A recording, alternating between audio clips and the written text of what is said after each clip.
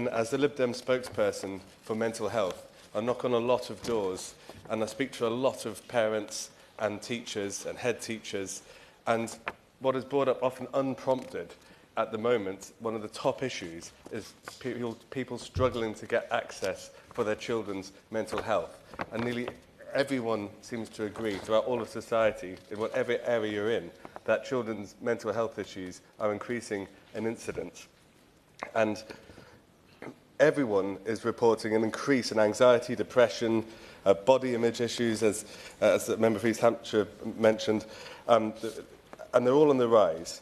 And many people believe that they are fueled by platforms designed to capture and keep children's attention at any cost.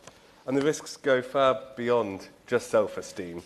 Social media is an open door for strangers to make contact with vulnerable children. Grooming, exploitation and harmful content, they're just a few clicks away. Parents, despite their best efforts, has been mentioned by several people here today, struggle to keep up with the rapidly evolving digital landscape, because we know that children are often much quicker and more adaptable and very quick to circumnavigate any safeguards and workarounds, and they can quite quickly access restricted content and bypass age limits with ease. And we know that once one child in a cohort has managed to get hold of that content, they can then send it to other children very quickly and very easily.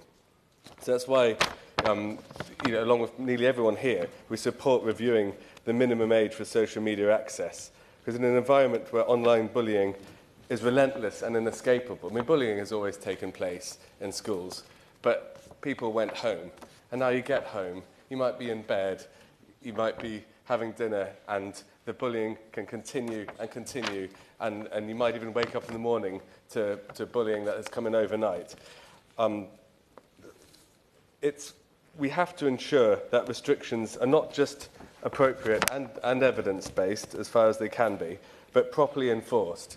And there's been a lot of discussion about what age should be the minimum limit for social media access. But actually, it doesn't matter what the age is if the ages are not enforced by anyone. And at the moment, there is a minimum age, and we know that people younger than that minimum age are accessing this content anyway. So it's one reason, as I'm sure my honourable friend will be speaking about shortly, Liberal Democrats were calling for more of a public health approach to children's social media use. I've just spent a month sitting on the Tobacco and Vapes Bill Committee, going line by line through that legislation, which is one of the most impactful pieces of public health legislation to come through in decades.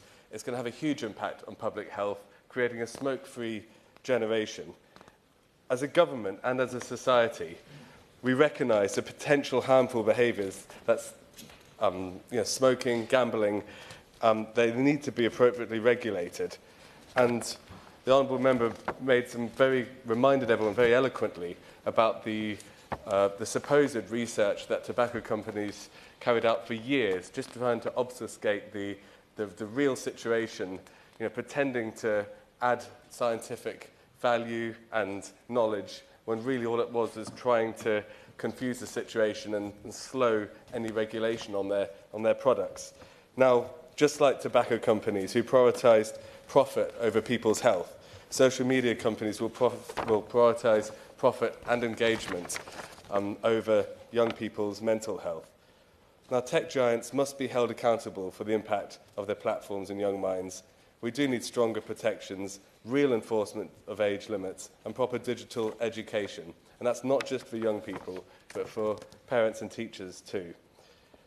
All children will have to receive education on online safety and safer screen use to ensure they're equipped with the skills to safely navigate this digital world. Because when they do finally hit whatever age limit is deemed appropriate, they need to be prepared for that age limit. And they need to have the skills to be able to engage critically, safely and responsibly with online content. Now, this is not about restricting freedom. It's about protecting young minds. It's about improving mental health of young people. And we've allowed the digital world to move faster than our policies. And now we really must act to keep up, because everyone agrees now that our children do deserve better than this. Thank you.